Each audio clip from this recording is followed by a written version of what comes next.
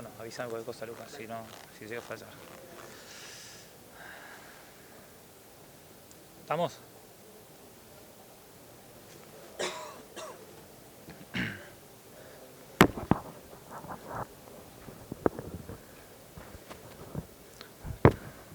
Hola. Buenos días. Yo soy Luis Berry. Voy a moderar el primer taller, el primer día. Vamos a tener un taller que se llama Manejo de maíz temprano comparado con maíz tardío. El disertante va a ser Lucas Vitondo. Lucas es ingeniero agrónomo, perteneciente a la Facultad de Ciencias Agrarias de la Universidad Nacional de Rosario. Es becario doctoral de Ciencias Agrarias y es docente de la Cátedra de Cultivos Extensivos. La modalidad del taller, no sé si la conocen, la mayoría, si no se los recuerdo, vamos a tener una charla de 20 minutos y otros 20 minutos posteriores para preguntas. Dos cositas, obviamente ya es una cuestión obvia, no se puede fumar y mantengan los celulares en modo silencio. Vamos, Lucas. ¿Qué tal? ¿Se escucha así? Perfecto. Bueno, lo que vengo a presentarle, como ya dijo Luis, el tema de mi tesis que se llama Manejo de maíz temprano versus maíz tardío. Mi nombre es Luca Vitantonio Massini. El grupo de trabajo está conformado por Brenda Gambini y Lucas Borrás, que somos parte de CONICET y la Universidad Nacional de Rosario. Ellos son mis directores doctorales. Y por parte del CREA Región Sur de Santa Fe se encuentra Santiago Gallo y Diego Hugo Pérez. Lo que vemos acá, disculpe, a ver si se pone mejor ahí. Lo que vemos acá, fíjense en el gráfico, es la superficie sembrada a nivel país a lo largo de las campañas de maíz a nivel país. Lo que hacemos acá es segmentarla a esta superficie en función de lo que es temprano o tardío de segunda. Los datos de la bolsa no nos deja diferenciar entre tardío o de segunda, pero nos da una gran idea de la superficie que está destinada a cada uno. Por ejemplo, los primeros 8 o 9 años, el 20% de la superficie estaba destinado a este maíz tardío de segunda, pero rápidamente pasamos un 40 hasta un 60 como se encuentra en la actualidad. Entonces esto nos llevó a preguntar cuál es la influencia del manejo y del ambiente en el rendimiento de maíz temprano versus maíz tardío. O sea, lo que queremos ver es cómo afecta cada una de estas variables a cada maíz por separado y compararlos entre ellos. El objetivo, digamos, del trabajo fue estimar el impacto de las diferentes variables sobre el rendimiento de maíz temprano y tardío en la región sur de Santa Fe, ya que es la zona de estudio nuestra. Lo que voy a hacer ahora rápidamente es una breve introducción de lo que se hacía un típico análisis comparativo, de un ensayo comparativo de rendimiento, donde la media de un genotipo en un ambiente estaba dado por una media general, un efecto genotipo, un efecto sitio, que podía ser una región, una localidad o un año, la interacción entre ellos y un término de error. Luego vemos cómo está la diferencia de rendimiento o la variación en rendimiento está asociada a cada uno de estos componentes. Lo que vemos son 3 gráficos de torta de 3 campañas distintas de la red de maíz tardío de Apresin, solo de ejemplo. Y vemos, por ejemplo, la porción violeta, que es el residual, alrededor de un 15%. La interacción genotipo por sitio puede ir variando alrededor de un 10% hasta un 20%. El genotipo se llevaba una pequeña variación, que era cerca del 10%, pero la mayor proporción de la diferencia en rendimiento está dado por lo que decíamos sitio.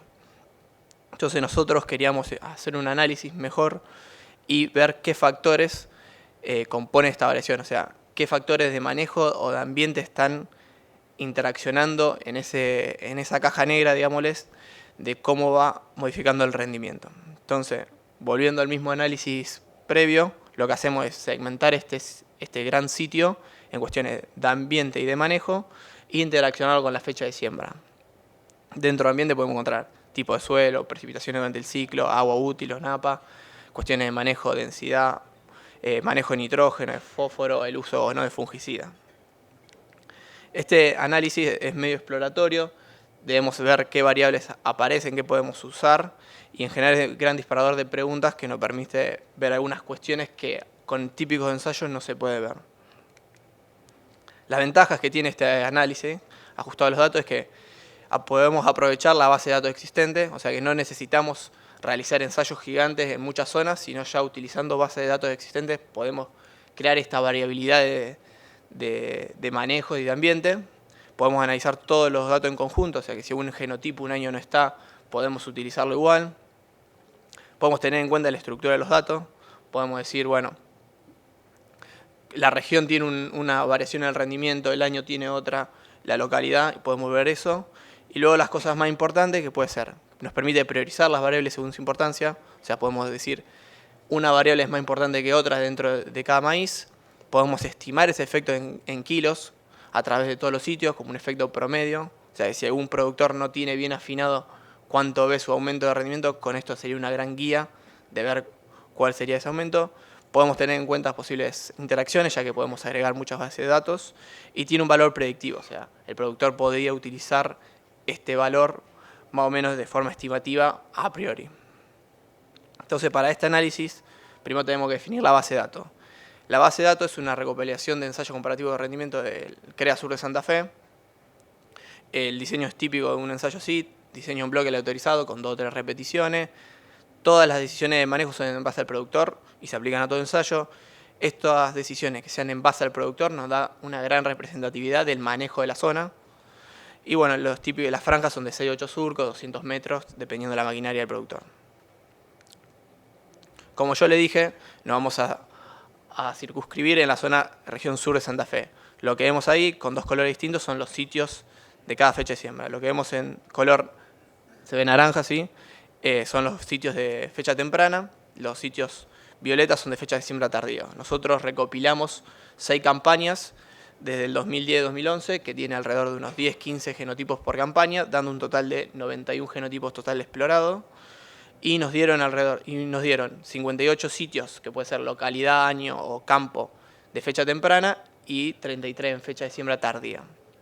Pero es importante ver la región que estamos explorando y hasta dónde podemos explorar y decir que nuestros resultados, dónde los pueden inferir. Estos datos no podrían utilizarse para el norte de Córdoba, por ejemplo, ya que es otra región. Bueno, también tenemos que ver el rango ambiental que exploramos. Vemos que hay sitios que van de los 3.000 kilos hasta los 17.000 kilos. La línea puntuada en el medio es la media de cada fecha, fíjense. Vemos lo que se ve siempre típico de maíz temprano, que tiene un rendimiento mayor, pero tiene más variabilidad, ya que se encuentran los dos extremos, los sitios con más y menos rendimiento. Mientras que en tardío tiene una media menor, pero todos los sitios se encuentran alrededor de esta media. Después tenemos que definir qué variables podemos utilizar. Tenemos variables de manejo, como puede ser cultivo antecesor, día de siembra, o sea, qué día de la fecha de siembra verdaderamente se hizo, el fósforo aplicado como kilos de fósforo por hectárea, fósforo del suelo, nitrógeno y azufre disponible a la siembra, como el nutriente en el suelo más el fertilizante, la densidad en plantas por hectárea, el uso o no de fungicida. Había un poco de variabilidad en qué momento vegetativo se usaba, qué producto, pero para poder estandarizar se utilizó si se usó o no fungicida en estado vegetativo. Luego de las variables ambientales tenemos capacidad de uso del suelo, precipitaciones durante todo el ciclo, agua útil a la siembra al metro, porcentaje de materia orgánica, la georreferencia del sitio y la presencia o no de napa. Esto se tomó haciendo una caricata a los 2 metros, ver si había o no napa a esos 2 metros, y se tomó como sí y no. Sabemos que es importante a qué profundidad está, pero para simplificar nuevamente el análisis se puso como sí, categórica como sí y no. Ya una vez definida la base de datos, pasamos a los predictores, digamos, a cuáles son las variables que nosotros llamamos predictores que nos ayudaría a predecir el rendimiento para fecha de siembras temprana. Lo que hace el modelo estadístico que utilizamos nosotros es plantear un gran número de modelos estadísticos y nos permite priorizar las variables. Esto sería el ranking de las variables más importantes para fecha de siembra temprana, donde vemos que densidad y nitrógeno es la variable más importante para fecha temprana, seguido por la presencia o no de napa, precipitaciones, azufre, fósforo aplicado, agua a la siembra y día de la fecha de siembra. El modelo también tiene la potencia de decirnos verdaderamente cuáles son las más importantes. Ya nos dice que estas 4 son las que se llevan la mayor variación de rendimiento, como le mostraba antes, y esto nos daría ya una idea del productor qué es lo que debería ir afinando primero.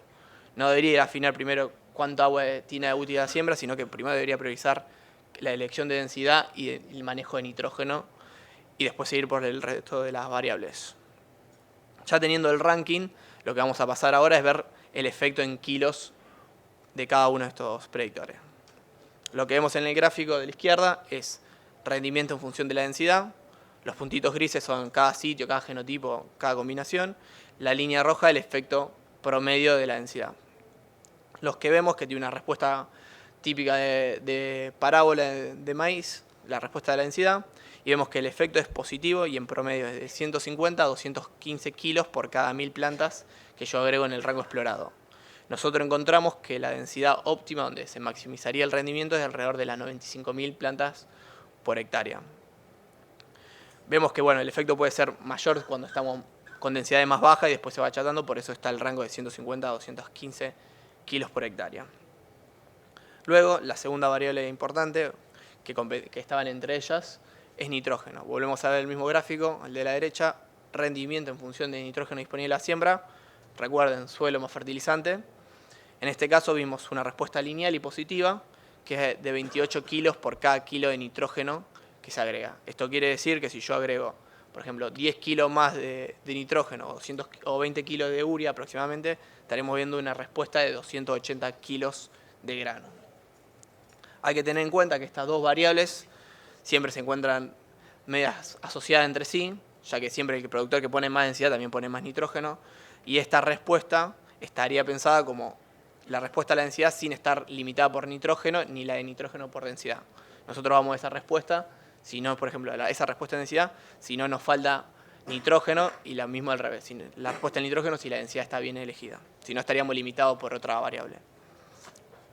Siguiendo con otra variable muy importante, lo que vemos acá es rendimiento en función de la presencia o no de napa. Fíjense, tiene un efecto positivo de alrededor de 1.140 kilos por hectárea. Esto quiere decir, productor, mismo campo, con o sin napa, mismo manejo, debería esperar un aumento promedio de 1.140 kilos por hectárea. Y la otra variable muy importante que había aparecido era de las precipitaciones. Lo interesante, fíjense en el gráfico de rendimiento en función de las precipitaciones durante el ciclo y aparecen dos líneas de distinto color. Estas dos líneas muestran que las precipitaciones interaccionan con la presencia o no de napa, entonces tienen comportamientos disímiles entre ellas. Por ejemplo, la línea azul es el efecto de las precipitaciones en un sitio con napa, que es negativo y hay alrededor de 8 kilos por cada milímetro de precipitaciones, mientras que en sitios sin napa el efecto es positivo y alrededor de 1,2 kilos por milímetro de precipitaciones.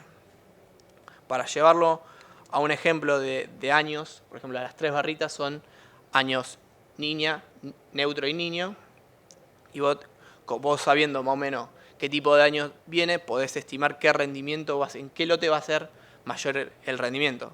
Tenemos años secos, nos conviene ir a lotes con napa, ya que nos está dando ese suministro de agua que no nos da la lluvia, mientras que años niños con muchas precipitaciones, el efecto de esas altas precipitaciones nos estaría dando inundaciones, anoxia de raíces y veríamos caídas en el rendimiento y podríamos haber ido a un lote sin napa y nos hubiera dado un mejor rendimiento. Recuerden, esas 4 variables que yo le di son las más importantes y después vamos a ir viendo los otros posibles predictores para la fecha de siembra temprana. Tenemos azufre, nuevamente el gráfico es rendimiento en función de nitrógeno disponible a la siembra. Vemos que tiene una respuesta cuadrática o de curva que tiene un máximo, un umbral a los 49 kilos de azufre por hectárea, que puede ser o 18 ppm de azufre o 10 ppm, que es un valor que se usa en la zona, más 20 kilos. Y el efecto en general es positivo, de 100 kilos por cada kilo de azufre que agrego, a este umbral que yo le dije de 50 kilos. Otra variable que apareció, fósforo aplicado, fíjense. Es claro cuando no se aplica fósforo que hay rendimientos bajos, pero luego el efecto es positivo y se va medio perdiendo, pero tiene una tendencia general positiva de 43 kilos por cada kilo de fósforo, elemento. Hay que remarcar eso. Lo que agregar 10 kilos de fósforo nos estaría dando alrededor de 400 kilos, que es muy comparable con datos de bibliografía de la zona. Y ya estamos viendo, pasamos la otra variable, que es agua útil a la siembra, rendimiento en función de agua útil a la siembra. Vemos un efecto positivo también de 4 kilos por milímetro. Esto no es una variable que el productor pueda manejar, pero ya teniendo una idea si este año tuvo un poco más de agua útil a la siembra, cuánto puede ser su aumento en rendimiento. Por ejemplo, si tiene 50 milímetros más, estaría esperando unos 200 kilos más de rendimiento. Te ayuda a tener una idea y anticiparte a los efectos.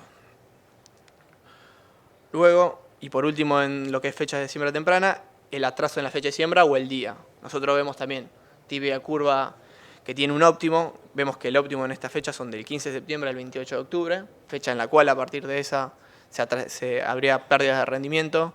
Acá no encontramos ningún efecto muy fuerte, pero es porque es una cuestión de que todos los sitios que se sembraron estaban en general en ese rango óptimo. Si no explorás rangos más grandes, no podés encontrar mucho el efecto. Pero bueno, ya nos da una fecha óptima que es típica de la zona. Ahora vamos a ir a lo que es fecha de siembra tardía y vamos a empezar a ir comparando los efectos que aparecen y no aparecen. Planteamos un 640 posible modelo y el ranking es el que vemos acá siguiente. Por ejemplo, ahora aparece precipitaciones e INAPA como las variables más importantes, que también pasaban en temprano, pero la primera variable de manejo que aparece ahora es el uso o no de fungicida. ¿Se acuerdan que en temprano era densidad y nitrógeno y ahora ya empiezan a ser otras? Después tenemos fósforo del suelo, nitrógeno, esas serían las 5 variables más importantes. Luego tenemos el día de la siembra, agua útil de la siembra, densidad y azufre. Ya ahí podemos ir comparando que densidad y nitrógeno, que antes nos tomaban como los más importantes, ahora están ahí en mitad de tabla o abajo. Entonces, bueno, ya nos está dando una cosa importante de ver que las variables no son las mismas. Luego, pasando a verlos en kilos, vemos que las precipitaciones nuevamente vuelven a interaccionar con la presencia de NAPA, tienen el mismo comportamiento, o sea que cuando hay NAPA ese efecto de las precipitaciones es negativo, en este caso es alrededor de 6 kilos por cada milímetro de precipitaciones, y en sitios sin NAPA el efecto es positivo de 4 kilos por milímetro. Volviendo a hacer el mismo ejercicio, fíjense que las curvas, las rectas se cruzan alrededor de los 350 milímetros, o sea, precipitaciones mayores a esa, nos convendría ir a lotes sin NAPA en lo que es nuestra región. Fíjense, le volví a poner los ejemplos de los años, y en este caso siempre nos convendría ir a lotes sin NAPA. Ya nos estaría dando un indicio de qué tipo de lotes tengo que elegir para cada fecha de siembra. No solo eso, cuando vemos el efecto, por ejemplo, otra vez rendimiento en función de la presencia de NAPA, vemos que el efecto de la NAPA en tardío es negativo, es de alrededor de 940 kilos por hectárea. Acá vamos a comparar un trabajo previo del grupo que se hizo con la red de maíz tardío de APRESIN y vemos que este efecto es parecido, tiene la misma dirección y la misma magnitud, mostrando que ya con 2 bases de datos distintas el efecto aparece, o sea que tiene mucha importancia en el manejo. Primer variable de manejo que aparece, acuérdense, fungicida, el uso no de fungicida. En promedio nos estaría dando algo de 1000 kilos por hectárea el uso no de fungicida durante el vegetativo. Siempre hay zonas en las que la respuesta puede ser mayor o menor dependiendo del año, pero gracias a la variabilidad que pudimos conseguir, vemos que en promedio tiene un efecto de 1000 kilos. Luego, pasando a lo que es fósforo del suelo, rendimiento en función de las ppm del suelo de fósforo, vemos que tiene la misma curva. Vemos que tiene un aumento en promedio de 200 kilos por cada ppm que yo aumento hasta las 15 ppm, donde dejamos de ver efecto en el rendimiento. Este umbral crítico, el 95%, coincide con mucha bibliografía de la zona, entonces nos permite decir que venimos bastante bien. En temprano esto no se pudo explorar, ya que la mayoría de los sitios estaban por arriba de ese umbral, o sea que no se encontraba esa respuesta. Luego, la variable importante en temprano, en tardío, es el uso de nitrógeno. Vemos de vuelta rendimiento en función de nitrógeno disponible a siembra. Vemos el mismo efecto positivo y lineal, pero en este caso tiene un efecto menor, que es de 10 kilos por cada kilo de nitrógeno. ¿Se acuerdan? En el anterior era 28. Ya vemos que la respuesta es mucho menor en tardío, coincide con trabajos de Salvagiotti y del INTA, que le da lo mismo parecido. Otra variable que aparecía ahí en el modelo, día de atraso en la fecha de siembra, también tiene el mismo comportamiento que en temprano, tiene un óptimo, en este caso tiene una fecha óptima hasta el 21 de diciembre, y a partir de esa fecha tenemos en promedio pérdida del rendimiento de 70 kilos por cada día que me atraso. Pensémoslo como que un productor estaba sembrando su lote, llega el 21 de diciembre, una inclemencia, lluvia, y siembra el 1 de enero, estaría viendo en eso una pérdida de 700 kilos en el rendimiento. Esos 10 días atrasarse lo estaría penalizando en unos 700 kilos. O sea que el productor debería saber que hasta el 21 de diciembre no encontraría pérdidas en el rendimiento, pero a partir de esa habría que apurarse, digamos. Volvemos a ver otro gráfico, rendimiento en función de agua útil a la siembra. Vemos que nuevamente el efecto es positivo, de 8 kilos por milímetro. Esto no se puede manejar, pero yo, como le comenté, te puedo anticipar cuál es tu aumento del rendimiento dependiendo del agua útil a la siembra que encontrás. Después otra variable que apareció, densidad. Fíjense que el efecto acá es positivo, pero no es muy fuerte. Tiene alrededor de 200 kilos cada 10.000 plantas que se agregan. Un trabajo previo del grupo nos daba un efecto un poco mayor, de alrededor de 800, pero también puede estar dado que estamos explorando un rango bastante chico que va de las 60.000 plantas a las 77.000 plantas. Si hubiéramos explorado un rango mayor, capaz hubiéramos encontrado la típica curva de densidad de maíz, perdón. Pero bueno, no deja de ser importante que se encuentre en rendimiento el aumento de densidad. Y por último, para fecha de siembra tardía, encontramos lo que es el azufre. Nuevamente tiene el mismo tipo de gráfico de curva, hasta que tiene un aumento de 123 kilos por cada kilo de azufre que se agrega, hasta un umbral de 30 kilos de azufre, 12 ppm o 10 ppm más 4 kilos de azufre. Fíjense que si lo comparamos con temprano, el umbral es menor, es bastante esperable porque una fecha de siembra temprana en general tiene más demanda de nutrientes, por eso el umbral tendría que ser mayor. Entonces nos permitirá ver eso. Por último, ya pasando a las conclusiones generales. Primera conclusión, las variables ambientales y las decisiones de manejo más importantes difieren entre cada fecha de siembra. Yo le vuelvo a poner los rankings y las variables más importantes. Acá vemos que napa y precipitaciones son muy importantes para cada fecha de siembra, obviamente. La densidad y el nitrógeno eran temprano, mientras que las variables de manejo más importantes para tardío eran fungicida, fósforo del suelo y nitrógeno. Ya nos empezamos a ver cuáles son las diferencias. Cuando vemos en el caso bien drástico de la densidad del nitrógeno, vemos como eran los más importantes en temprano, mientras que en tardío se encuentra en mitad de tabla y casi al fondo. Y cuando vemos los efectos, vemos que el efecto en temprano es mucho mayor, fíjense, casi el triple de la respuesta en maíz temprano que en tardío, y casi 10 veces o 8 veces lo que es la respuesta en densidad. Otra conclusión muy importante es que el efecto de la napa presenta un efecto diferencial dependiendo en cada fecha de siembra. En el caso del maíz temprano es positivo y en tardío es negativo. Esto ya le daría las pautas a los productores de decir, tengo un lote con napa, tengo que ir sí o sí a temprano porque aprovecho para el aumento en rendimiento y esquivo la pérdida de rendimiento. Ahora, un lote sin napa me podría ver de qué tipo de año tengo y ver en qué lado jugar mejor. Años, por ejemplo, secos debería muy a tardío, ya que sabemos por la menor demanda y la mayor oferta, y años llovedores nos convendría ir a temprano.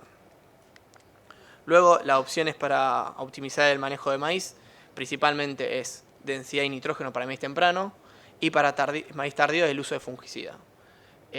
Siendo un comentario a la base de datos, vemos que no es tan recurrente el uso de fungicida, pero te da un efecto muy grande en rendimiento, o sea que es una variable que se debería recomendar o tener muy manejado el ojo y ver cómo manejarlo. Y por último, los resultados tienen implicancias prácticas a la hora de priorizar qué variable a campo debemos ajustar primero y nos permitirán estamos trabajando en generar modelos predictivos o mapas de rendimiento en función de estos resultados.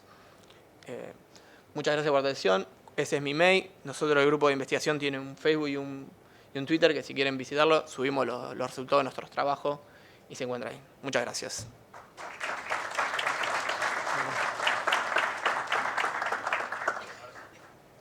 Bueno, Sí. clarísimo, Lucas. La verdad que un tema bastante bueno.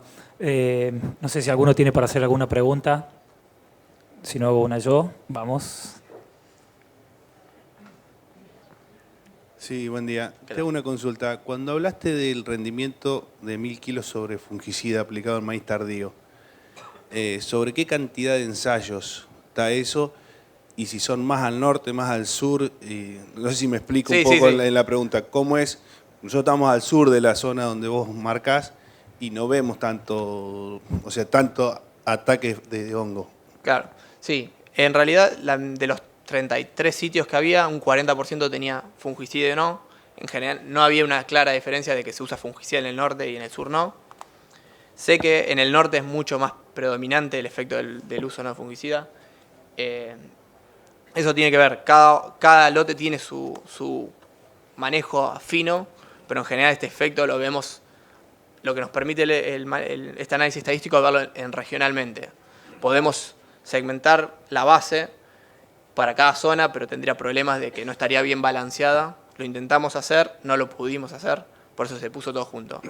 Parece un valor alto, nosotros lo comparamos con algunos asesores de CREA, con los que hacemos participación, y ellos le daban alrededor de 800, 900, pero se encontraban, como decís, de Rosario un poco para arriba. Pero sí, siempre vos esperarías que para el sur encuentres menos respuesta, pero con las condiciones que se están dando yo esperaría que, puede ser que no 1000, pero 500 kilos vos podés ya esperar en el sur. Si no vamos más al sur de Buenos Aires ya no me podría decir, porque la base de datos llega a esta región que les mostré.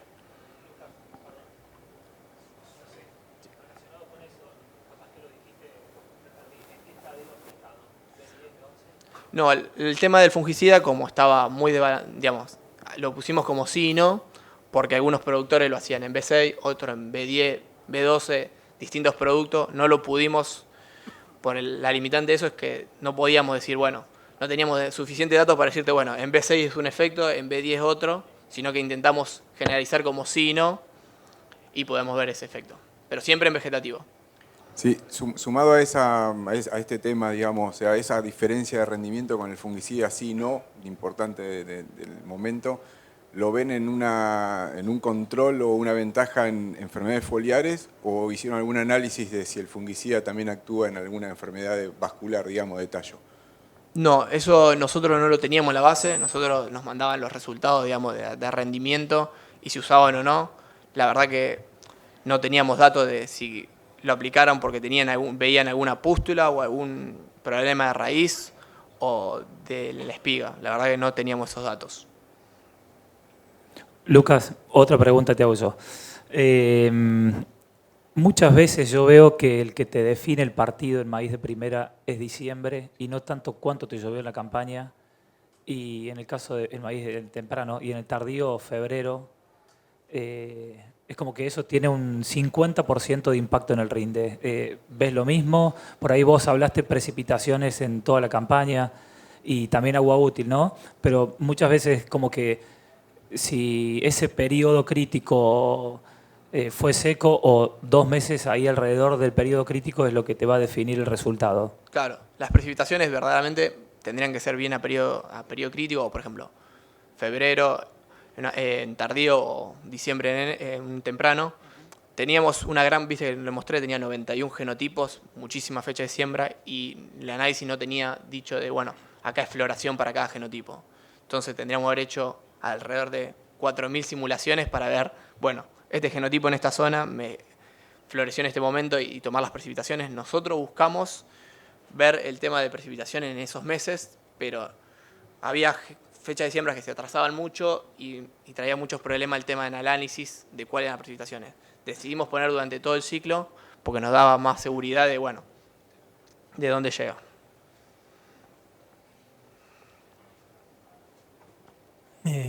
Una pregunta. En la región nuestra, yo vengo a otra zona, no conozco tanto esta zona. Nosotros usamos densidades más altas en los mejores lotes. Esos lotes en general van a tener más fertilidad y van a tender a usarse más fungicidas. Entonces, si tomo un pool de datos de distintas zonas y ambientes diferentes, es lógico que yo relacione fungicidas en los mejores lotes, fertilización más alta en los mejores lotes, y eso me va a asociar, digamos, sí, es la como variable. que tenés acarreado otra cosa, capaz. Claro, la relación de causalidad, es decir, yo porque tengo más densidad rinde más, tal vez en realidad está diciendo en estos ambientes que rinden mejor, estamos usando más densidad. O sea, no es una relación directa causa-efecto, sino que podría atribuirse tal vez a alguna relación de variable que es lógica de acuerdo al manejo. Sí, en caso de nitrógeno y densidad lo veíamos, por eso están las dos variables muy juntas. En el caso de fungicida para tardío, no, exploramos como, bueno, todo lo que tiene fungicida sí y fungicida no. Tiene la misma densidad, el mismo uso de nitrógeno, el mismo uso del resto de variables. No nos mostraron diferencia, por ejemplo, en nuestra base de datos. Por ejemplo, en el caso de la densidad, a mí me sorprendió cuando vos veías el manejo típico, digamos, vos buscabas qué cantidad de lotes estaban con una densidad y en la región sur de Santa Fe lo más recurrente era 73.000 plantas, 75.000 plantas. Sabiendo que tenemos rendimientos muy altos y que esa sea la media de la densidad me llamaba mucho la atención. Fíjense que la mayoría de los puntos estaban en ese rango. Yo creo que en temprano siempre hay una relación, como decís, un mejor lote yo le intento poner un poco más de densidad, más nitrógeno, fungicida. En nuestro caso esa asociación no está. Yo creo que la densidad en maíz temprano no se ha aumentado como se quería. Muchos semilleros te dicen que hay que aumentarle la densidad porque el mejoramiento ha hecho que las plantas compitan mejor. No hay muchos trabajos de eso. Y que subiendo la densidad aprovechamos ese mejoramiento en la semilla. Yo creo que viene por ese lado. O sea, densidades que ahora son de 80.000 plantas, antes, hace 50 años, no se podían usar porque se caían a pedazos. El mejoramiento ha mejorado ese comportamiento. O sea, yo creo que cuando hay muchos productores que hablé también, me dijeron, no, yo uso 95.000 plantas. Entonces le digo, bueno, justo tu caso no está bien ahí, pero muchos que tienen densidades muy bajas, 60.000, 70.000, y en ambientes clase 1, alta en nitrógeno, y era, viste, medio raro, pero sí entiendo que puede haber una causalidad. En nuestro caso se exploró, no se encontró, y por eso pudimos meter todas las variables. Sí, buenos días, ¿cómo le va? Yo vengo de la provincia de Córdoba y bueno, por ahí el manejo es distinto, zona centro, y bueno, quería ver, ahí no sé si en lo que vos pusiste algo, digamos, de lo que es la distancia entre surcos, a lo mejor a 70 centímetros, que cambie el manejo. No sé me parece que no lo explicaste, pero, o sea, que usaron un 0,52 siempre, y a lo mejor cambiar el manejo para después, no sé, a lo mejor, o no pasar poner tantos líquidos agroquímicos. Claro, sí. En nuestro caso, toda la base de datos tenía 0,52, o sea que no podíamos explorar esa cuestión de espaciamiento entre surcos, o sea, era todo 52, o sea que no te podría decir cómo cambiaría. En general en la región se pasó de maíz de 70 a 52, no porque vean aumentos en el rendimiento del maíz, sino en soja. Entonces, como el productor usa en general la misma máquina, pasó todo a 52. A maíz, si vos encontrás, lo querés pasar a 42 por cuestión de rendimiento. Si vemos cuestión de maleza, sabemos que es diferente, pero cuestión de rendimiento, si vos quisieras llevar maíz a 42 manteniendo la densidad, no verías incremento en rendimiento, pero es muy probable que en soja lo veas. Y como vos usas la misma sembradora, bueno, vamos todos con el mismo entresurco. En nuestro caso, claro, yo te digo, 70 no se pudo explorar, no había datos, pero en general en nuestra zona no deberías ver cambios de rendimiento si pasás de 70 a 52. Sí, acá. Felicitaciones por la presentación.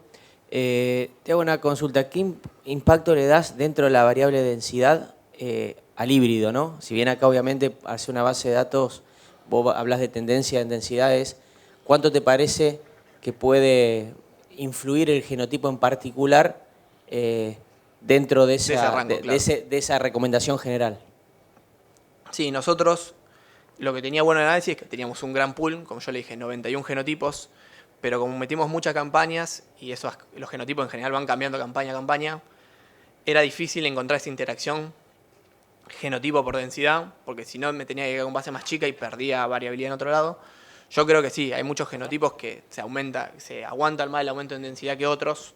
Algunos tan más constantes o más estables. Yo lo que te estoy dando es una recomendación general para la zona. Cada uno me puede decir, bueno, pero mi lote nunca me rinde en temprano más de 100 quintales. Bueno, hay que verlo, hay que manejarlo, pero si nadie tiene una idea de cómo respondería la densidad en su lote, esto es una gran hoja de guía que le ayudaría a eso. El genotipo claramente es muy importante, cada semillero tiene su recomendación, por algo no están tirando cualquier cosa, cualquier dato, sino que están validados, pero bueno, en nuestro caso hubiera sido muy complicado ver esa interacción. Hola, buen día. Te hago una consulta. Si vos cruzás toda la base de datos, obviamente tomando una situación promedio, para un promedio de híbridos que es muy amplio la paleta, cruzando datos entre temprano y tardío, en promedio de todas las campañas, te da que deberías sembrar qué porcentaje de tardío y qué porcentaje de temprano, como nivel promedio de la zona en un cierto número de campañas. Buena pregunta. Sí, más ver qué variables, por ejemplo, una cuestión de lote, de si tener no en APA, te definiría si tenías que ir a temprano o tardío. Ya todo productor que conoce que tenga presencia o no en APA debería ir a temprano. Ahora, sabemos que un lote que cuestiones de agua es muy limitante, bueno, tardío, eso es de manual y sabemos que es así. Pero bueno, nosotros le agregamos esto de cuestión de ver bien el valor. Después, ¿qué porcentaje? También estamos entrando en una cuestión de logística, que cada productor sabrá lo que le conviene. Por algo, últimamente 50% de la superficie es temprano y 50% es tardío. Y nosotros vimos que era importante estudiar esta comparación porque vemos que el aumento del rendimiento nacional se ha estancado y mucho es porque pasamos todo a tardío, tiene menor rendimiento potencial, esa media se ha planchado, entonces intentamos darle herramientas al productor para aumentar ese rendimiento. Cada productor sabrá qué le conviene más para su lote y no le podría decir verdaderamente a nivel regional qué es lo mejor. Cuando pusiste lo de fecha de siembra temprana en la curva, la fecha de noviembre es como que los picos de rendimiento estaban más arriba. O sea, es como que... No, en la temprana, sí, la última fecha de siembra, sitio, claro. Está todo arriba de la media. Sí, o sea. es un sitio que quedó, justo le tocó un año que le llovió en enero. Lo vimos y dije, esto es raro, probaba el modelo, lo probaba de vuelta y digo, este sitio es medio raro y es porque justo fue un año que le llovió en enero como nunca. No me puedo acordar bien la campaña, pero por eso digo, en general, sacándole el efecto de las precipitaciones, ese sitio tendría que haber rendido menos de lo normal. Por eso quedó ahí bien flotando. Pero bueno, todo ese tema de más de cómo se van ajustando los datos a ese comportamiento medio, siempre se van ajustando mejor a las primeras variables y después, bueno, se va perdiendo esa fuerza que tiene. Bueno, Lucas, muchas gracias. No, gracias a Muy ustedes. buena tu presentación. Listo. Gracias a todos.